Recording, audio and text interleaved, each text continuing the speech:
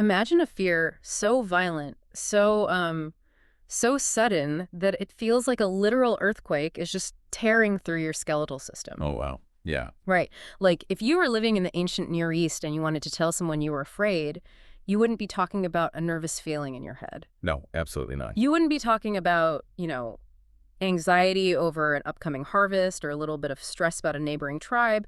You would be talking about a total, uncontrollable hardware failure of the human body. A total override. Exactly. An event where your physical frame completely overrides your conscious thought. So welcome to Reformed Thinking, where we do a deep dive into the ideas, the texts, and the histories that really shape our understanding of the world, human nature, and the divine. It's good to be here. Today we're going on what I can honestly say is one of the most hyper-focused, fascinating linguistic journeys we have ever taken on this show. It really is a unique one. I mean, we are zeroing in on a microscopic level of detail today. We really are, because our stack of sources for this deep dive isn't, a best-selling book or a new piece of sociological research or even a historical biography. Right. It's much denser than that. Yeah.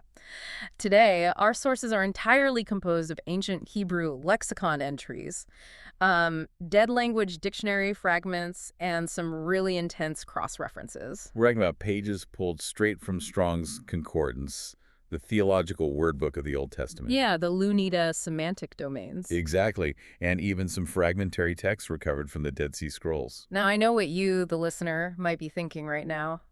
Staring at dead language dictionaries sounds like a fantastic way to cure insomnia. It does sound a bit dry on the surface. Right, but what is buried in these highly technical, deeply academic linguistic entries is, it's absolutely explosive. Well, that's the beautiful paradox of lexicography, right? The study of dictionaries and word origins. Yeah. People tend to think of dictionaries as these static, boring rule books.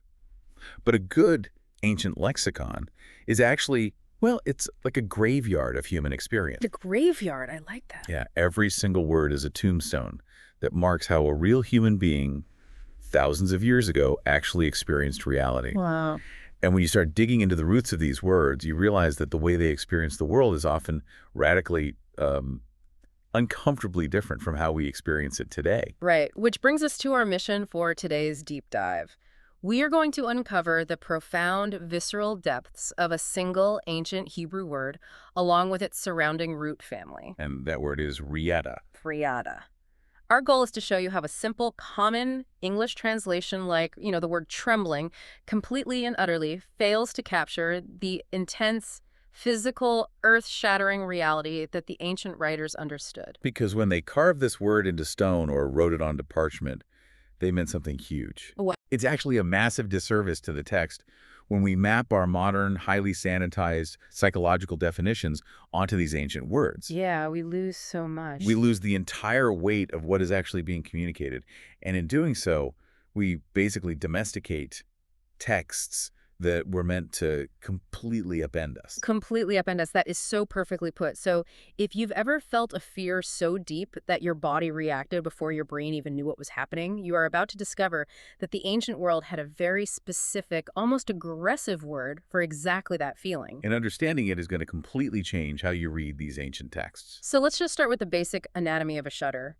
What exactly are we looking at with this word, rējādah? Okay, to set our baseline, let's look at the grammatical categorization provided in our primary source stack. Right. Rējādah is categorized as a feminine noun in biblical Hebrew. Yeah. If you were to look this up in standard reference works, you'd find it under Strong's number 72461. Okay, 7461. Yeah, and it's also heavily cross-referenced under 8285. Now, the core lexicon meaning, the one provided across the board in almost every standard translation guide, is simply trembling, quaking, shaking, or a shaky motion. Okay, let me push back on this right out of the gate, because trembling sounds incredibly straightforward. Sure. I walk outside in January without a coat, I tremble. I have to give a public speech in front of 500 people, my hands shake. Right, it's common. Yeah, I drink 3 cups of espresso on an empty stomach, I get the shakes. If the dictionary just says trembling, aren't we just talking about a standard adrenaline dump or like a drop in body temperature? It seems that way, yeah. So what makes this so profound? Well, that's the trap of the English language. I mean, English is a massive, sprawling language with over 1 million words. Yeah, we have a word for everything. Exactly, and we use words like trembling, very casually, to cover a huge spectrum of experiences. from freezing weather to mild nervousness. Right. But to understand biblical Hebrew, which actually has an incredibly small vocabulary by comparison, we have to look deeper into what linguists call the semantic domain. The semantic domain. Yes, and one of our sources cites the Lunita classification for this word, specifically LN 25.251 through 25.269. Okay, hold on. We are throwing around some heavy academic jargon early on here. Fair enough. I know we're looking at lexicons, but translate the translator jargon for me. What is a Lunita semantic domain? Sure, yeah. And how is it different from just, looking up a word in Webster's dictionary? That's a crucial question. A traditional dictionary, like Webster's, organizes words alphabetically. Right. A, B, C. Yeah, you have apple next to Yeah. apply, but they have no conceptual relationship whatsoever. Oh, I see. Johannes Lew and Eugene Nida were scholars who realized that if you want to truly understand an ancient language, alphabetical order is useless. Because it doesn't tell you how they thought. Exactly. So they created a lexicon based on semantic domains. They grouped words together by their actual conceptual meaning, their shared real-world application. Wow, okay. It's like mapping the psychological and physical universe of the ancient mind. So instead of grouping words by what letters they start with, you group them by what they actually describe in reality. Yes. You'd put apple next to banana and harvest. Precisely. And this specific semantic domain, LN 25.251 to 25.269, indicates a state or condition of being in great distress. Great distress, okay. But here is the critical defining characteristic of this domain. The focus is entirely on the physical tremoring and shuddering of the body as an involuntary reaction to a situation. As an involuntary reaction. Yes, it is not an emotion that leads to a physical symptom. The physical shudder is the primary event. Okay, this is where we really have to pause and draw a hard line between their world and ours. Lovely. Because in our modern Western context, we usually think of fear as an emotion. It's a cognitive event. It originates in our head, right? Right, we process it intellectually first. Yeah, we perceive a threat, say an unexpected bill in the mail or a scary movie. We evaluate that threat, we feel the emotion of being afraid, and then down the line, maybe our hands shake. Which it's a very downstream symptom for us. Exactly. But these lexicons define rēģdat as this uncontrollable bodily shudder, first and foremost. Right. It sounds less like being scared in a spooky psychological sense and much more like the physical shock when you accidentally touch a live electrical wire. That's a great analogy. Or a better example, you're driving on the highway, someone swerves into your lane, and you slam on your brakes. Oh yeah, the highway panic. You don't think about being afraid, your body completely takes over, your heart is suddenly hammering against your ribs, your hands are vibrating violently against the steering wheel, and your brain is just sitting in the passenger seat trying to catch up to what your nervous system is already doing. That distinction right there, between the brain processing an emotion and the body taking over, is the entire key to understanding this word. It's all physical. Yes, and it reveals a massive philosophical divide between us and the ancient Near East. How so? Well, in our modern post-Enlightenment world, we heavily compartmentalize the human being. We view the mind and the body as two completely separate entities. Oh, right. Like René Descartes. Exactly. Descartes famously codified this for us. I think, therefore I am. We elevate the mind above all else. We do. We even talk about psychosomatic illnesses where mental stress causes physical ulcers, as if the mind and the body are two distant neighbors passing notes over a fence. Passing notes over a fence, I love that. But the ancient Near Eastern mind did not separate the psychological from the somatic, the bodily, in that way at all. So they didn't have this Cartesian dualism. They didn't view themselves as like a ghost driving a meat suit. Not at all. To them, the human person was a deeply integrated singular whole. The whole package. Right? If your soul was in distress, your bones literally ached. If your heart was broken, your physical bowels churned. Which is why we see so much of that language in the songs, right? Exactly. Yeah. And if you were experiencing supreme terror, your flesh violently vibrated. Yeah. They didn't have a clinical vocabulary for, I'm experiencing mild cognitive anxiety. Right. They couldn't just say, I'm feeling a bit stressed today. No, they expressed emotional and spiritual reality entirely through physical somatic terms. So when an ancient writer uses rēģdat, they aren't giving you a window into their internal thought process. They're giving you a medical, almost clinical physical description of what their body is involuntarily doing. Yes. And our sources provide incredible proof that this isn't just an isolated quirk of one specific dialect of Hebrew. Oh, really? It goes beyond Hebrew. It does. The lexicons provide the cross-cultural linguistic roots for this word. If you look across the Semitic language family, you find the Ethiopic word dot, which specifically means trembling and quaking. Okay. If you move over to Arabic, you see the equivalents reʿdat and rāddat across different verb conjugations, specifically conjugations the sphere and eight. And they mean the same thing. Yes, they identically mean quaking and trembling. Wait, Ethiopic, Arabic, Hebrew, these are cultures and languages separated by vast geographies, right? Different empires and hundreds, sometimes thousands of years. Absolutely. How can linguists confidently tie all these words together and say they mean the exact same highly specific physical reaction? I mean, languages drift over time, don't they? They do drift, yes, but Semitic languages are built on a unique architectural system called triliteral roots. Triliteral roots, 3 letters. Right. Almost every word is built on a foundation of 3 consonant sounds. It's like a genetic marker in the DNA of the language. Oh, that's fascinating. So as the language family spreads out over centuries, evolving into Hebrew, Aramaic, Arabic, Ethiopic, the vowels change, the suffixes change, the cultural context shifts, but that 3-consonant root remains locked in place. And what is the root here? In this case, the root R and D. R and D. Yes, and because we see this exact same root attached to the exact same violent physical vibration in Ethiopia, in the Arabian Peninsula, and in the Levant, it proves something massive. What does it prove? It proves that this involuntary shudder was a universally recognized physiological event across the entire ancient world. It was a core human experience that was so distinctly visceral, they all kept this heavy-duty root word alive to describe it. It's like finding the exact same load-bearing beam in different architectural styles all over the globe. Okay. It tells you something fundamental about the gravity they were all dealing with.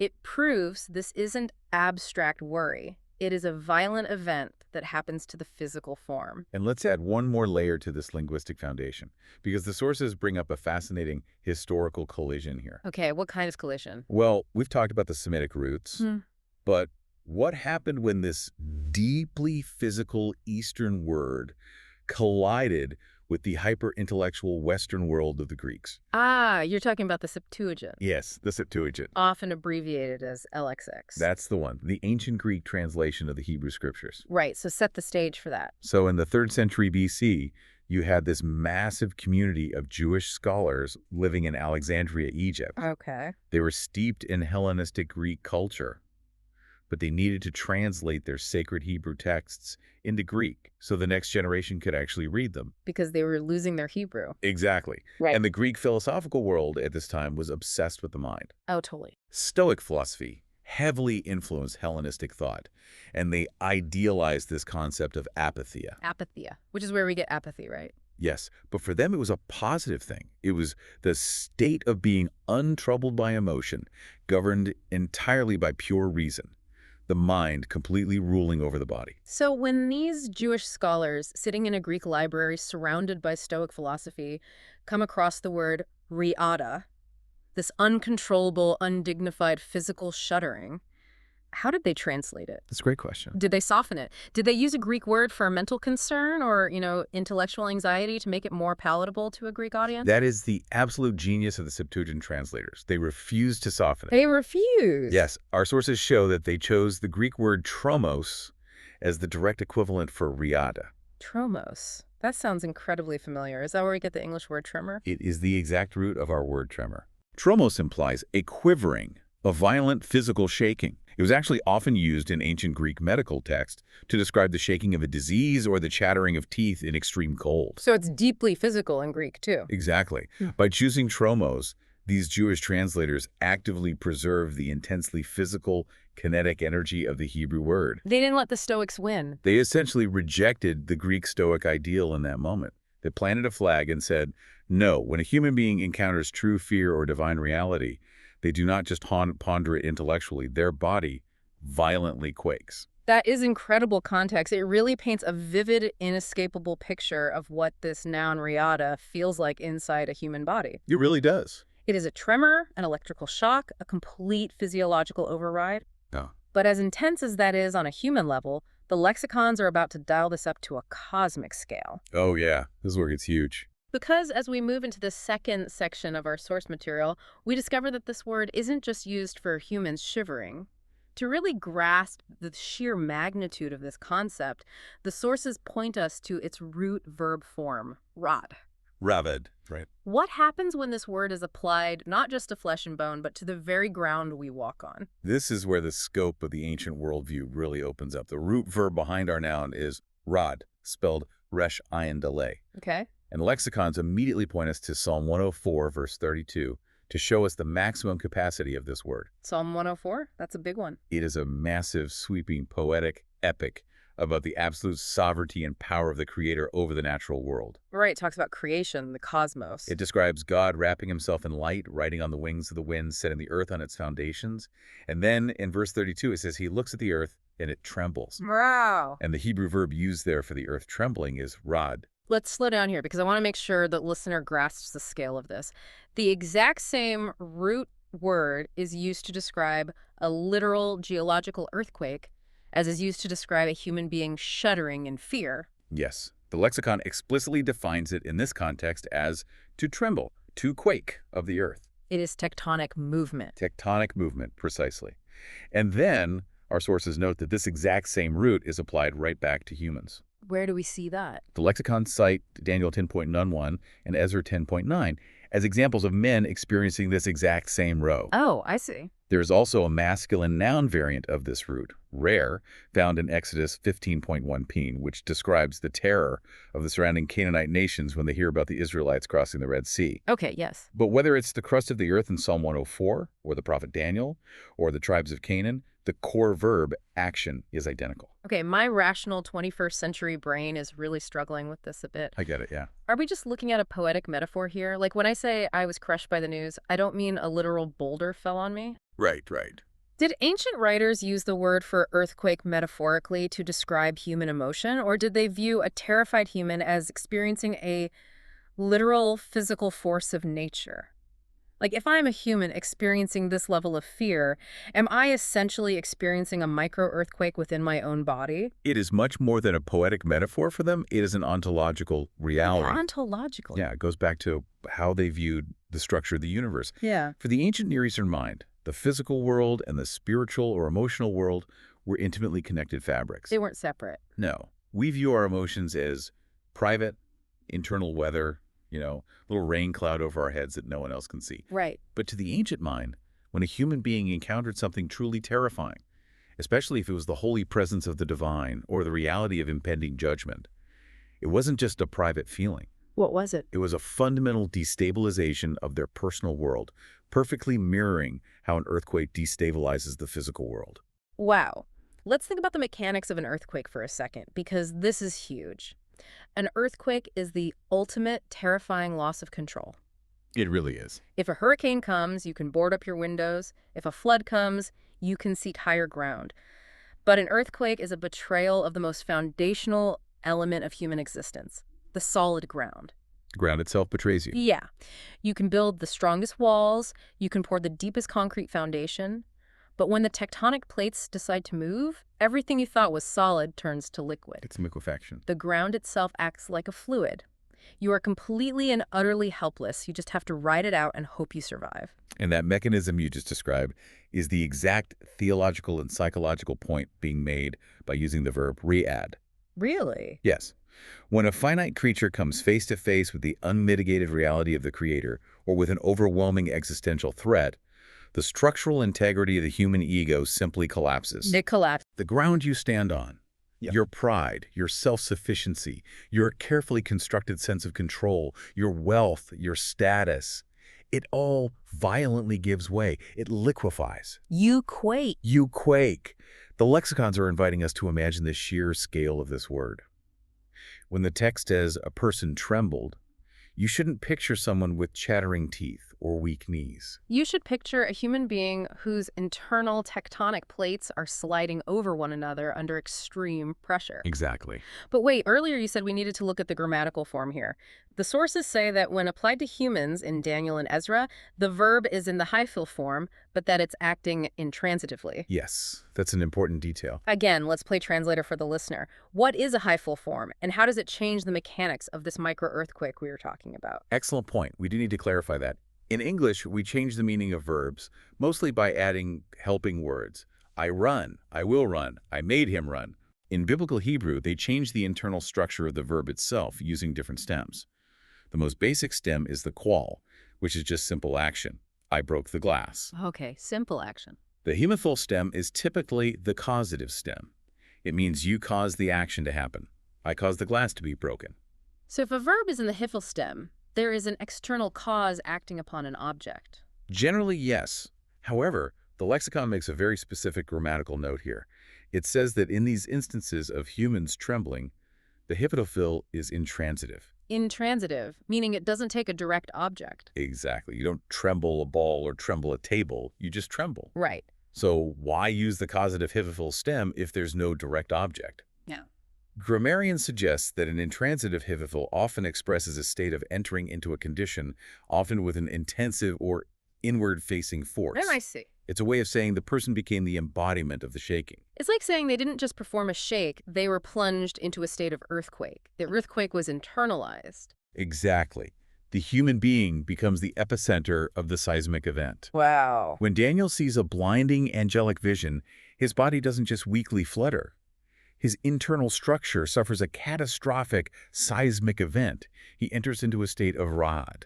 Seeing this word applied to the planetary scale really helps us understand its magnitude when brought down to the human level. It shifts your whole perspective. It really does. But I want to see exactly how this attacks specific people in the texts. Let's move to the third section of our source stack. Let's look at the textual case studies of Reʿādāh because our lexicons give us some very specific and frankly terrifying examples. The lexicons highlight three major textual case studies that really illuminate the mechanics of how Reʿādāh operates on the human frame. What's the first one? The first major example is from the prophet Isaiah, chapter 33, verse 14. Okay. The text reads, "Sinners in Zion are terrified, trembling has seized the godless." Trembling has seized them. Yes.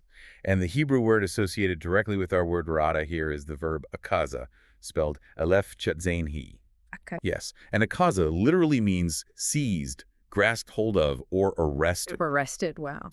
We see this exact same pairing, this exact same linguistic formula in our second case study, Psalm 48, verse 7, or verse 6, depending on your Bible translation. What's the context there? The psalm is describing hostile kings who have gathered their armies against the city of God, but when they actually see the city, the text says, "Trembling sees them there." In Hebrew, Reʄādāh akazatam, sham, trembling grabbed them. Now here is where I have a major physiological and philosophical problem with these ancient texts. Let me push back on this language of seizing. Go for it. In modern medical science, we know exactly how fear works. We know the mechanics. If I see a bear in the woods, my eyes send a signal to the amygdala in my brain. Right. The amygdala sounds the alarm, and my body releases a massive flood of adrenaline and cortisol. It is an entirely internal chemical process. Purely biological. It is my body reacting to my perception. It is generated from within. But Isaiah and the Psalms don't describe it that way. So they don't. They say trembling seized them. They personify Reʄādāh as an external predator. It sounds like a monster that jumps out of the bushes and ambushes you. It does. Were the ancients just medically ignorant? Or is there a deeper philosophical truth they are trying to communicate by making fear an external attacker? That is the exact tension we need to explore. Obviously, they didn't know what an amygdala or cortisol was, but to dismiss their language as primitive ignorance is to miss the profound phenomenology of what they were describing. Phenomenology. Explain that for us. Phenomenology is the study of how things are actually experienced from the first-person perspective. And let's be honest, when you experience sheer, absolute, life-threatening terror, does it feel like a carefully orchestrated internal chemical process? No. It feels like you've been hit by a truck. Exactly. Yeah. Let's use a different modern analogy that better fits their mechanism. Instead of an adrenaline dump, think about a computer virus. Oh, I like this. A virus. A virus is a piece of external malicious code. When it enters a computer, it doesn't ask permission. It aggressively seizes the operating system. Right, overrides everything. It overrides all the normal programming. Yeah. And it forces the hardware to do things the user never commanded it to do, like spin the fan at max speed or flash the screen. That's spot on. The computer is acting out of its own internal hardware, but it has been seized by an external reality that it cannot handle. That is a phenomenal analogy. The hardware is mine, but the command overriding the system came from the outside. Right. And this worldview, deeply rooted in their understanding of human weakness and divine reality, recognized that true existential dread is not generated by you. It happens to you. It happens to you. If fear is just internal chemistry, then hypothetically you can control it. You can reason with it. You can take a deep breath and lower your heart rate. Like we're always told to do. But rētu, the earthquake cannot be reasoned with. It is an external force of reality that takes absolute possession of your body. Like getting tackled from behind by a linebacker you never saw coming. You don't consciously decide to fall down. The ground just rushes up to meet your face. Exactly. When the sinners in Zion, and this is a fascinating context because these are hypocrites living in the holy city pretending to be righteous, but suddenly faced with the consuming fire of God's actual unmitigated holiness. Right.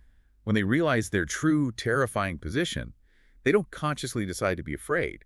The reality of their situation arrests them. Arrests them. A kakaza is a word you would use for a police officer violently tackling a fleeing suspect or a deadly disease taking hold of a body. The fear is the attacker. That makes the poetry so much more aggressive and violent. The third case study the lexicons point us to is Job chapter 4, verse 14. How does Job use this word? This is perhaps the most visceral example in the whole stack. Okay, let's hear it. In Job 4, one of Job's friends, a man named Eliphaz, is describing a terrifying, ambiguous, supernatural vision he had in the middle of the night. A spirit gliding past, right? Exactly. A spirit glides past his face in the dark. He says, "Dread came upon me," and trembling.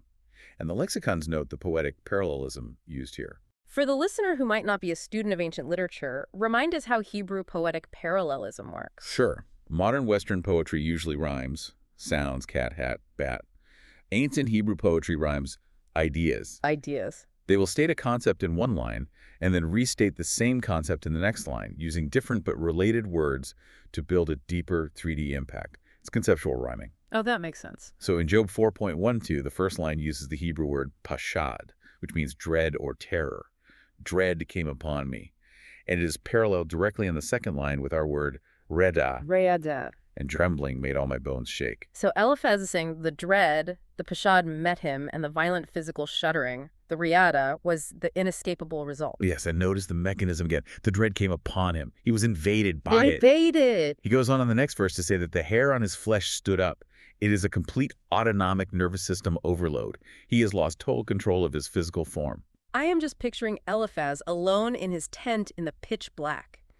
A supernatural entity passes by, and he is paralyzed. His body is vibrating violently, his hair is standing on end, his bones are knocking against each other. It's terrifying. It completely strips away any illusion of human autonomy.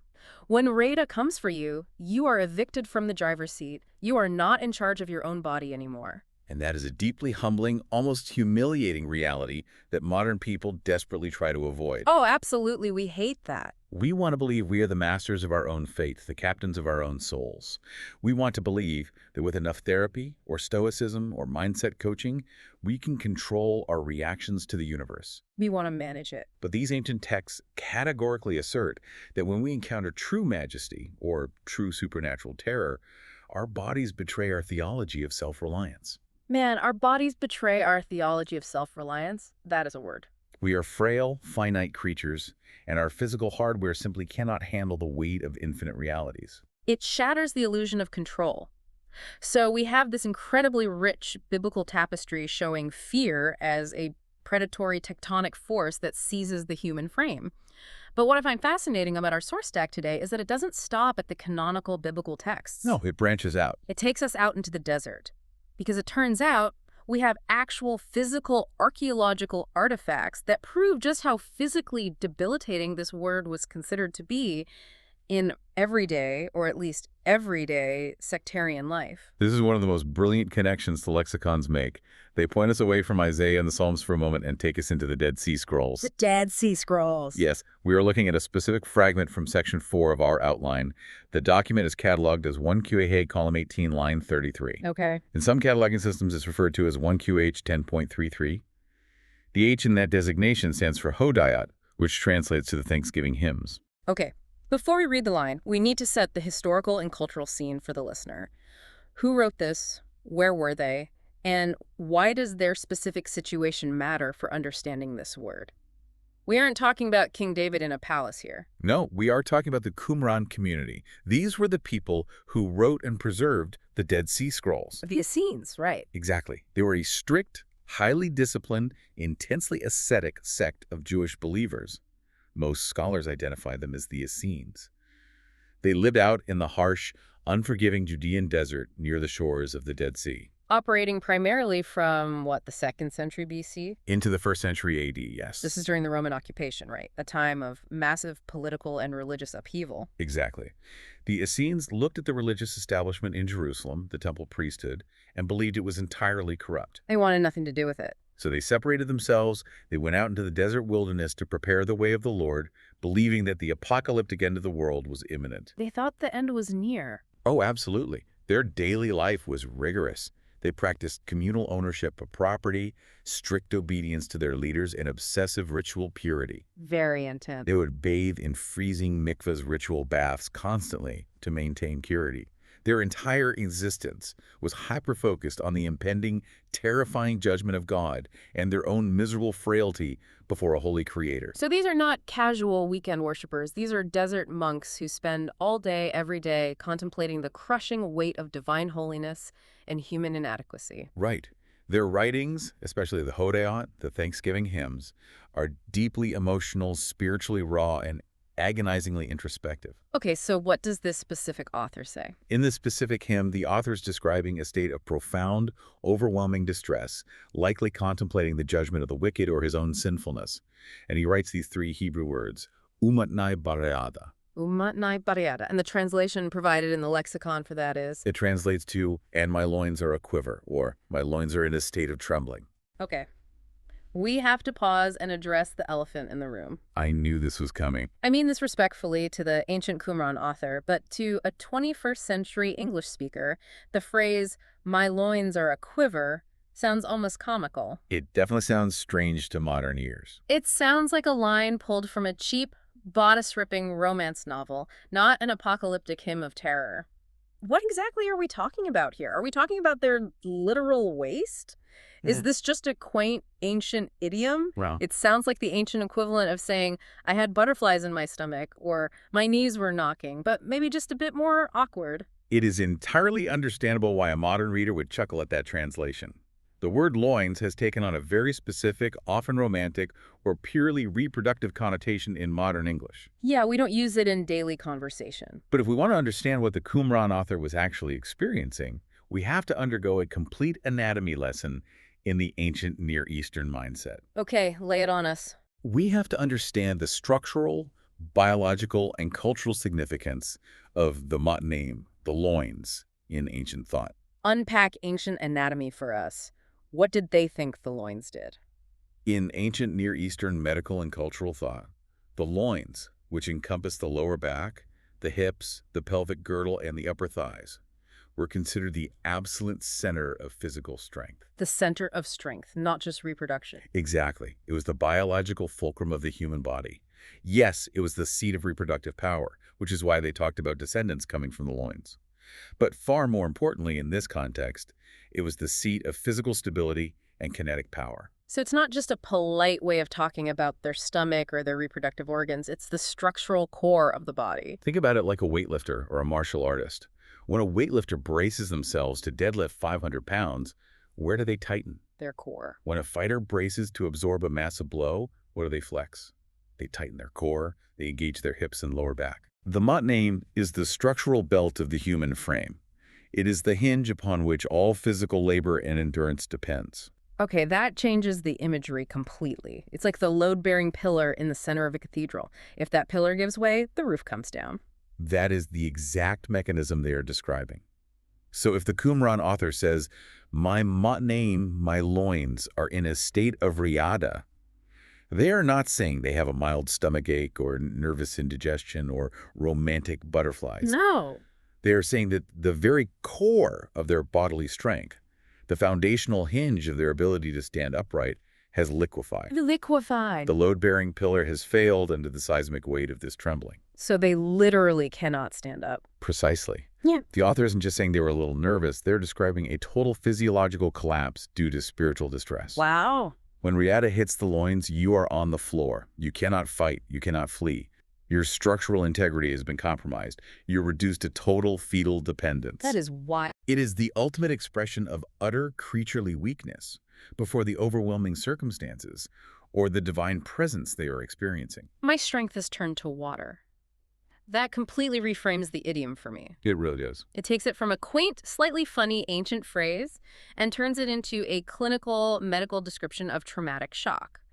They are describing a state where their physical body is failing under the weight of spiritual reality. It really is a terrifying image when you understand the anatomy. Okay, so up to this point in the deep dive, I feel like we have built a very solid, cohesive understanding of this word. I think so, yeah. We've firmly established what Reʿādāh means. It is a terrifying, strength-sapping, involuntary physical collapse. It is the earthquake of the body. It seizes you from the outside, liquefies your core, and leaves you helpless. That's the baseline. We understand it. But that brings us to section 5 of our source material. And honestly, this next lexicon entry is incredibly confusing. It's a massive shift. It seems to throw everything we just learned out the window. It is utterly paradoxical, but it might be the most fascinating part of this entire discussion. Yes, the lexicons throw a massive theological curveball right into the middle of this dark, terrifying semantic domain. The sources bring up a specific citation, Psalm 2, verse 11. The Hebrew phrase is reț, and every single lexicon we are looking at uniformly translates this phrase as, and rejoice with trembling. They do. And the lexicons also make a point to highlight the poetic parallelism in this specific verse. Okay, what's the parallel? In the first half of the verse, it says, serve the Lord with fear, using the Hebrew word yera, which means reverence or terror. Right. And then the second half of the verse parallels the command with, and rejoice with trembling, using rījdat. Okay, I am going to need you to synthesize this for me because my brain is experiencing massive cognitive dissonance here. It's a lot to process. We just spent the last half hour of this deep dive proving, meticulously, with cross-cultural roots and Dead Sea Scroll anatomy, that this word means absolute, involuntary, earthquake-level bodily terror that turns your core to jelly. Yes. We are talking about the kind of fear that seizes you like a computer virus and liquefies your skeletal structure. How on earth do you rejoice with it? It's the ultimate question. How can you command a collapsed nervous system to be happy? Is this just the ultimate emotional roller coaster? This seems like a complete and utter contradiction. It sounds almost abusive. It absolutely looks like a contradiction on the surface. It feels like trying to combine fire and ice, or trying to walk north and south at the exact same time. Exactly. And to make the contradiction even sharper, we have to look at the specific word used for rejoice here. The Hebrew word is gil, spelled gimel yad lamed. Gil, what does that mean? Gil is not a quiet, internal, stoic contentment. Gil literally implies a joyful spinning motion. Yes, it is an exuberant, ecstatic, physical dance of joy. So your question is exactly the right one. How do you jubilantly spin and dance in joy while your load-bearing pillars have liquefied and your body is seized by tectonic terror? Right. You can't dance if your loins have turned to water. It physically does not compute. This is the aha moment of the entire deep dive. The ancient writer of Psalm 2 is doing something brilliant here. What are they doing? By combining gil-exuberant ecstatic joy with rījdat violent involuntary physical shuddering, the author is not describing two sequential emotions where you are scared for a minute and then happy the next. It's not a sequence. No, they're forging these two opposing words together to create an entirely new category of human experience. A new category. Explain how that works. Think about the limitations of human hardware we discussed earlier. What happens when a finite, fragile human being encounters something that is not just slightly impressive, but infinitely massive, infinitely pure, and infinitely good? I mean, they'd be overwhelmed. Exactly. If the divine is truly the sovereign creator of the cosmos, possessing unmitigated power and blinding holiness, his sheer reality is simply too heavy for our physical frames to process. Even for the hardware. Right. The paradox of rejoicing with trembling describes the highly specific feeling of encountering something so massively wonderful, so deeply redemptive, yet so overwhelmingly powerful that your body literally short-circuits. Short circuits. The cognitive and spiritual load is too great for the hardware, resulting in a physical shudder. It's like trying to plug a standard 120-volt household toaster directly into the mainframe of a nuclear power plant. Yes. The energy coming through the line isn't evil. It's good energy, it's necessary energy, but the sheer volume of the surge is just too much for the wiring of the toaster. The toaster vibrates and blows a fuse because it wasn't built to hold that much power. That is exactly the mechanism. The joy is profoundly real. Psalm 2 is a royal psalm about the installation of God's anointed king, the Messiah. The salvation, the grace, and the perfect justice of this king is a cause for absolute ecstatic, spinning joy, which is Gil. But But the reality of who is providing that grace, a king of absolute sovereignty and unyielding power, who, earlier in the psalm, is said to break rebellious nations with a rod of iron, that reality induces the rījādah. so the shudder is just unavoidable. The shudder is the inevitable physical byproduct of the awe. In philosophy and literature, particularly in the 18th century, thinkers tried to capture this exact phenomenon.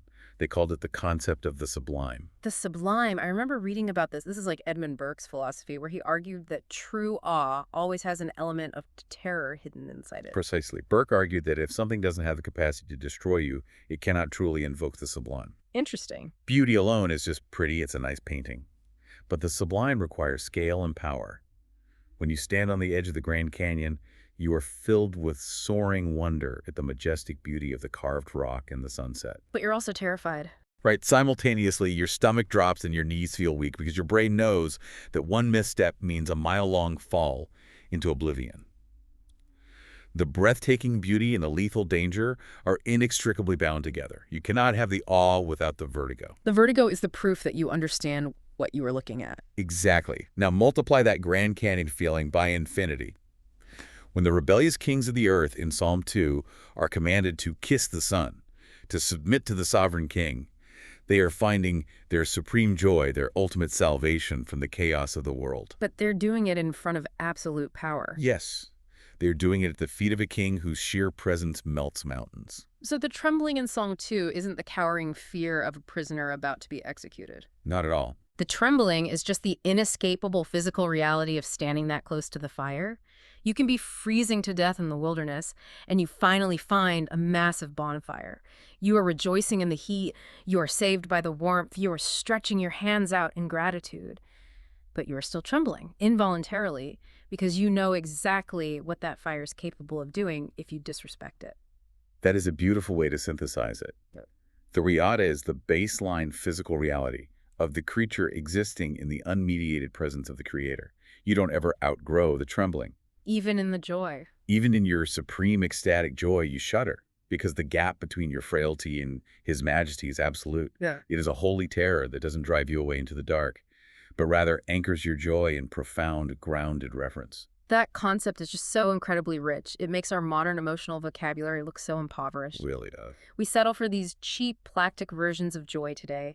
Happy, clappy, casual, therapeutic joy. We want the warmth of the fire, but we want it in a safe, controlled little space heater. It's a space heater, yeah.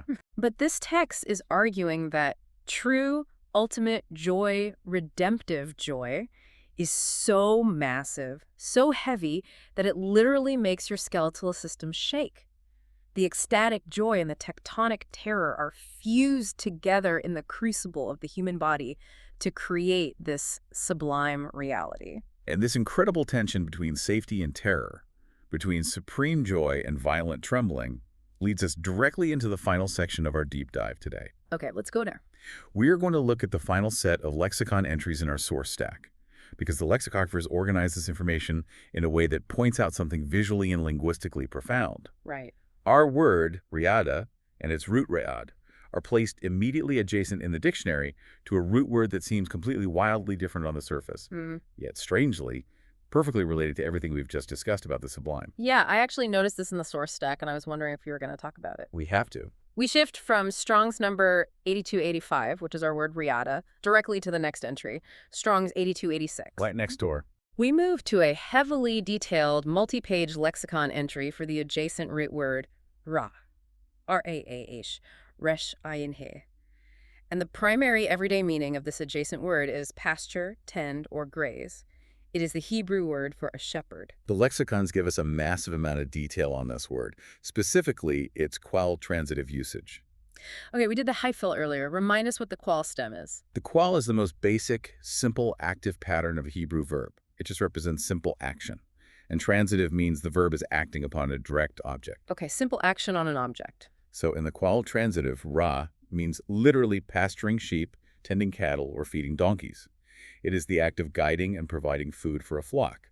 Sounds peaceful. It is, but the lexicons note that this everyday agricultural term is frequently elevated and used figuratively for God shepherding his people, or for human rulers, kings, and teachers guiding a nation. Ah, see. Furthermore, the participle form of this verb, roa, becomes a noun, the shepherd or the herdsman. And this participle form, row, became an official title, right? Yes.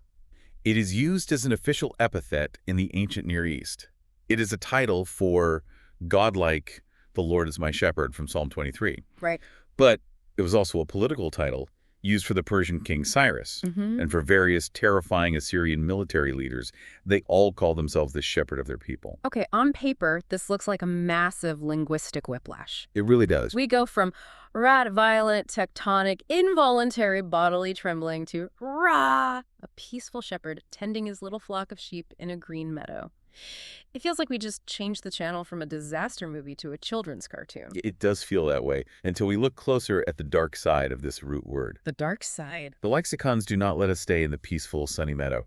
We have to look at the intransitive qual form of ra. Intransitive. So no direct object, just the action itself happening. What does the shepherd verb mean when it goes dark? The sources say that when this word is applied to a military conqueror or an invading army, the concept of grazing takes on a terrifying meaning. It means to crop, to strip bare, or to utterly devastate a land. Oh, wow. Think about a massive flock of sheep descending on a small pasture.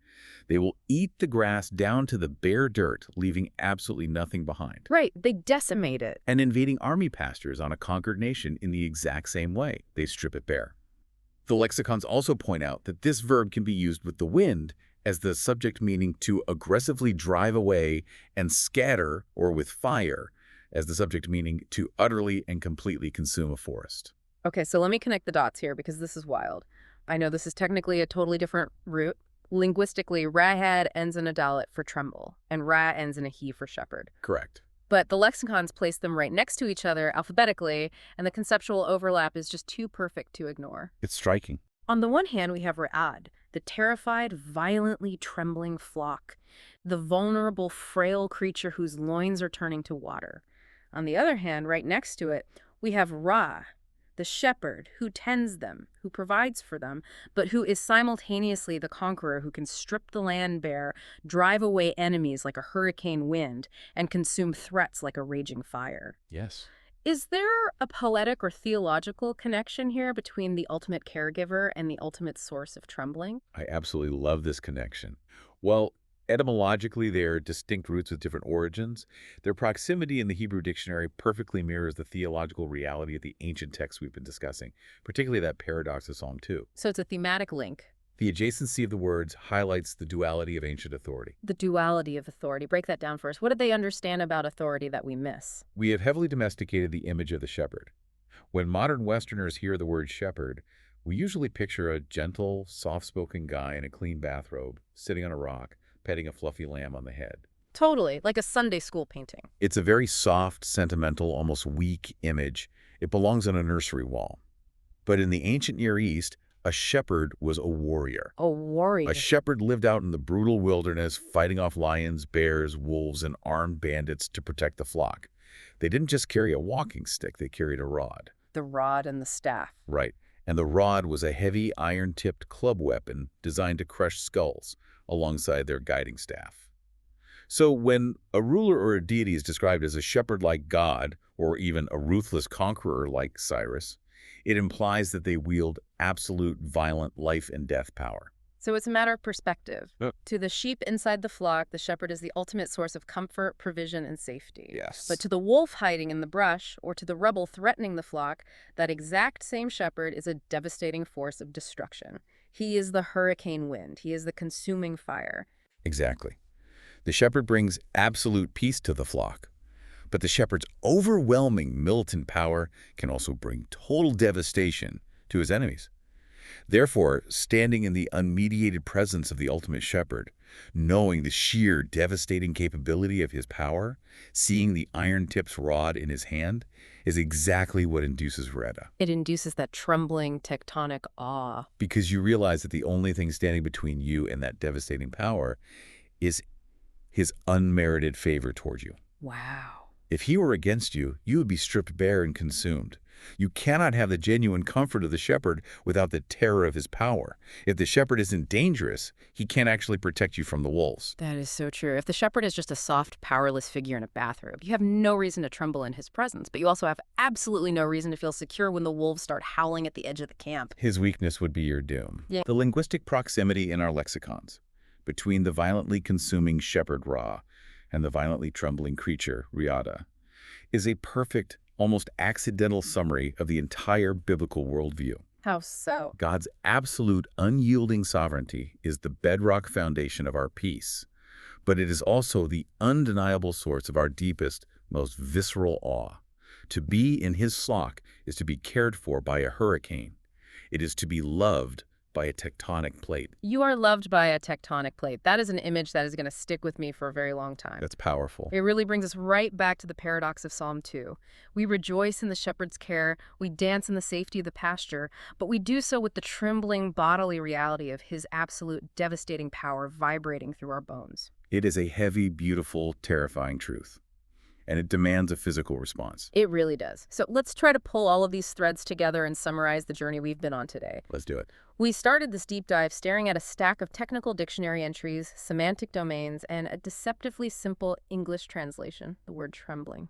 Right, something that seemed so common. But by digging into the cross-cultural roots, the Greek Septuagint, and the grammar of the Hebrew language, we've uncovered a universe of meaning.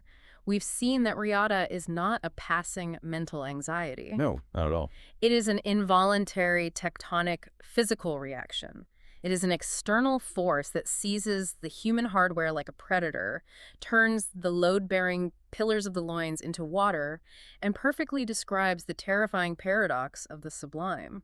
The supreme awe. The supreme awe that happens when a frail creature stands in the presence of the divine shepherd. And this brings us to the application. This is why spending an hour looking at dead language dictionaries actually matters for you, the learner listening to this deep dive. Yes, why does this matter? The next time you open an ancient text, whether it's the Psalms, the Prophets, or any translated document from antiquity, and you come across a word like fear or trembling or dread or awe, I want you to remember this conversation. Keep it in mind. Remember how much visceral, kinetic, bodily reality is hidden just beneath the thin surface of the English language. Don't just gloss over it. Don't read trembling and think, oh, he was a little nervous. Right. Do not let your modern, sanitized, psychological conceptions tame the text. Yeah. These ancient writers were describing a total physiological encounter with reality. When Daniel or Isaiah say they trembled, they meant the structural foundations of their existence were actively failing. They were collapsing. If you read these words without feeling the physical, gravitational weight of them, you are missing the profound reality of human weakness and divine majesty that the authors were desperately trying to convey.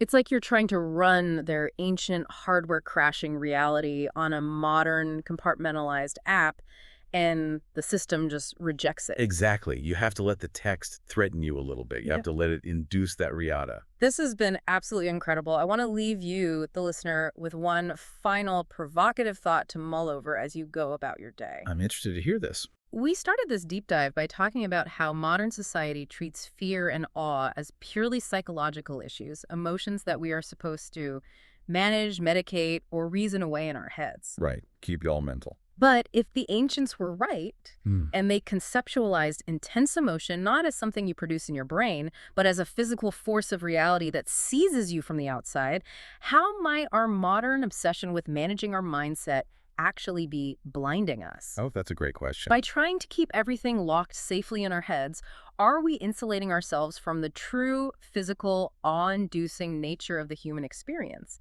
When we try to logic our way out of fear, are we just arrogantly trying to outthink an earthquake? That is the ultimate question, isn't it? When the ground shakes, your mindset doesn't matter. It doesn't. You just have to bow to the reality of the shepherd. Until next time, keep digging, keep reading, and never assume a simple translation tells the whole story.